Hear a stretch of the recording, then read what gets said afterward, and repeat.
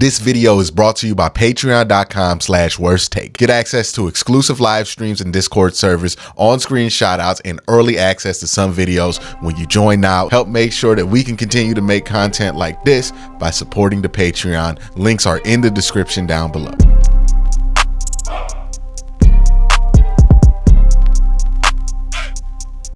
So I wanted to separate my videos about Michael Hall, Zach Zinter, and Jamari Thrash because I'm confident that those players have paths, well, at least two of them, in Zach Zinter and Michael Hall. Michael Hall for sure. Those guys are the Browns plan for those guys to either be pivotal rotational guys or starters. And with Michael Hall, I think the plan is for him to be a starter. Absolutely. At 54. With Jamari Thrash, I think the plan is he could be a third or fourth wide receiver. I think they'd be really happy with that. If he becomes a number two, cool, but I wouldn't expect it, right? I think that's kind of the pathway for him. I like him. I think he can fill that role. With these guys that the Browns drafted, right? We're talking about their last three picks in this draft, 206, 227, I think 245, and then their undrafted free agents. Their future is a little bit more cloudy. Now, I'm not going to do a full breakdown on these guys because I'm not super familiar with all of them. What I'm going to do is just kind of go over what I know about these guys and what their path to making the team looks like. So first, we're going to start with Nathaniel Watson, linebacker out of Mississippi State. He is the 206th pick, so he does have a good chance to at least make the practice squad on this team. He's going to be here to compete for special teams, right? That's where he has a chance to make the active roster, and I think that's where he'll compete to make the active roster. It's a good room, the linebacker room, to compete in because for him, it's not so competitive that it's going to be almost impossible. Like once we get to like the last pick of this draft, like I don't know how he makes the room with that competitive ass defensive tackle room the Browns have. But with what his competition is at linebacker, we're talking about Tony Fields, we're talking about Devin Bush, where it's not as steep competition there. So there's a chance he could make the roster. He played 576 special team snaps over 6 years. Not a ton, mainly on punt return and kick coverage. So not the most experienced special teamer in the world, but does have a lot of experience, or more experience than most, playing special teams. That's where he'll try to compete. That's where he'll try to be a player. What his strengths are as a linebacker: one, he's probably one of the most sure tacklers in this draft. I believe he is 4th in tackle grade by Pro Football Focus. He's also in the top 5 of missed tackle percentage, top 5 lowest missed tackle percentage. He is one of the highest, well, not highest. He's one of the lowest in missed tackle percentages when you also factor in that he had about 80 tackles in college. So pretty damn good tackler, right? For the volume of tackles he had, for his tackle percentage, his missed tackle percentage to be that low is really, really good. That's really good stuff there. Also, as a linebacker, he's a heater. And when I say somebody's a heater, that means they have some pass rush ability. He was, I think, 30th of all linebackers in the FBS in pass rush win rate. He had 10 sacks this year, 35 pressures in 2023. So he is a short tackler. He has some edge rush ability. I think that this is somebody that they see if he can make the team on special teams, right? If he can make the team on special teams, then they start to think to themselves, hey, can he be groomed into being what Taki was, kind of an instinctual guy who can go out and make some plays, be a short tackler, and be a thumper in the run game. And I think that's kind of what would suit him, and that's his spot to make the roster. We'll see what happens with him, but for a 6th-round pick at 206, I don't mind him at all. Miles Harden, who played at South Dakota. Now, y'all know I went to Youngstown State, so I will always take the excuse to talk about the Missouri Valley Football Conference. For those of you who don't know, it is one of the toughest conferences outside the Power Five, in my opinion. I think it's just as good as any Group of Five conference, if not better. There are always good players coming out of that conference, NFL level players, and that's where all of the Dakota schools play, plus Youngstown State. So you're talking about, three dynasties, three franchises that have, well, not franchises, three colleges that have had dynasties: Youngstown State, South Dakota State, and North Dakota State. In that conference. So it is truly one of the best conferences. Now, South Dakota is usually not one of the good schools in that conference, but they had one of their best years in school history this last season. Miles Harden was a big part of that. This is going to be a tough spot for him to make the roster, right? Like, I think he's definitely going to be more so in that competition to try to make the practice squad. I think it's going to be him and this undrafted free agent from South Dakota State, his rival school, ironically enough, who, again, they were a dominant team this season, South Dakota State. Go look at that tape. Dyshawn Gates. Those two are going to be competing for a practice squad spot, in my opinion, right? Obviously, Miles has the leg up because he is a draft pick, but I wouldn't be surprised if Dyshawn makes that difficult. Both of those guys, good corners, played Missouri Valley Conference football. The one thing, and it's funny, but the one thing that I do think Miles Harden has over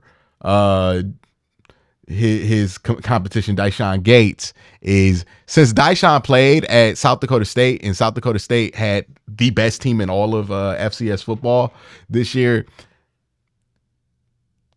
he doesn't have tape against some of the better wide receivers in the FCS because Jackson Yonke plays on his team, where Miles Harden has that tape. So definitely something to look at, but that's going to be the competition for this year. Aiden Robinson. Let's talk about Juwan Briggs, defensive tackle from Cincinnati. Another guy who, got to be honest with you, going to be hard for him to make the roster, especially the active roster. Wasn't really a standout in Cincinnati. He had a good year the year prior when they were in the American. The jump to the Big 12, his numbers took a big hit, and so did his PFF grades. So that is a little bit of a red flag for him. I think he's a camp body, to be honest. If he stands out in camp, if he impresses in camp in some preseason games, he might have a chance to make the practice squad. But somebody who I think his eyes aren't really on the active roster is not really a path for him to make the active roster. Like, we don't even know if the team's 4th round pick from last year, Siaki Ika, is going to make the roster. So we know for a fact that this dude's probably looking, unless he flashes crazy during the preseason, he's probably looking at trying to make the practice squad or trying to make somebody else's practice squad. So I don't think the Browns will roster him at the end of the day. I think he will be a practice squad guy. They'll try to keep him, but if they can't, then it is what it is. But I think that's where he's leaning. Then they took a couple of guard prospects here.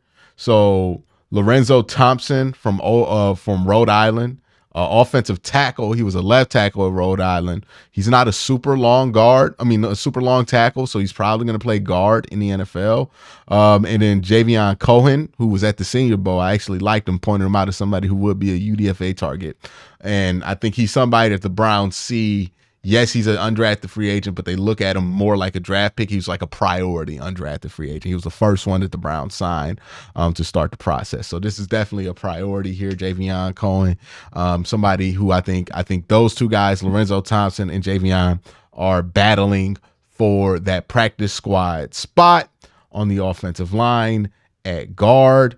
They took Zach Zinter, so the spot on the roster at guard behind Joel, behind Wyatt, behind Luke Whippler. There's really no spot there, but there's probably a spot on the practice squad that those two are going to be battling it out to try to get. Winston Reed is a run defending linebacker. I think he's a special teams fourth quarter of preseason special teams body. I don't think there's going to be a real chance for him to make the practice squad or the team. So what do I think of this back end of the draft? It's about what I thought it would be, right? I talked about it before the draft that, hey, if the Browns did have to pick into the 6th and 7th round, you're probably looking at rostering on your game day roster one of those guys, maybe, right? And all of these guys, right? Nathaniel Wilson, I think they might roster him.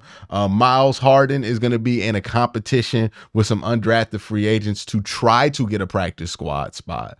And same thing with Jawan Briggs, who I think he either makes the practice squad or he just outright gets cut. I don't think he's competing with anybody. I just think they're taking a flyer on a camp body there that they like enough to want to see something out of.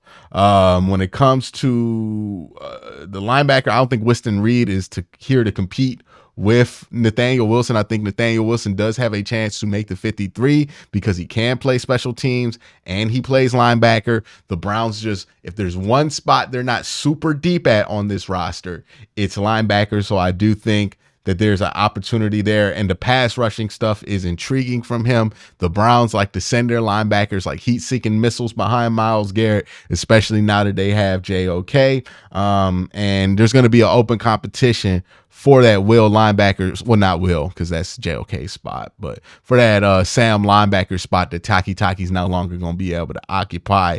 That's going to be pretty much an open competition, right? Like, I don't think Devin Bush is that much different than a 6th-round draft pick at this point. He's kind of a flyer as well. I don't think he's guaranteed any starting spots. And same thing with Tony Fields. You know, literally anybody could win that job. It's not a starting job. It's more or less a backup position or a rotational position, but it's a position to make the roster nonetheless. For all three of those guys, it's an opportunity to make the roster. So again, about what I expected back of this round. I didn't get any crazy picks here where I'm like, oh, they might get him here, they might get this guy here. These are going to be guys that they're going to be mainly looking at to try to make the practice squad, develop them over the next few years. And then hopefully the hope is if you develop them on your practice squad for a couple of years, that they can become rotational guys or backups, right? That's usually what you're hoping to get out of the back end of this draft, and especially a draft like this where it's not super deep at the back end. But that's my thoughts on the rest of the day 3 stuff. I'm going to have my overall thoughts about the Browns draft up later tomorrow/today, whenever you see this video. Just keep your eye on the sub box. Make sure you're subscribed. Make sure you're notified so you don't miss a thing. But that's my thoughts. Let me know your thoughts in the comment section down below. Do you think the Browns roster all 3 of those draft picks? Do you think all 3 of these guys make the practice squad? Do you think one of them makes the practice squad, one of them makes the roster? Who do you think makes the roster? Who do you think is going to surprise you in camp of all these late round picks? Let me know in the comment section down below. Y'all have a great day. Have an even better night. Peace.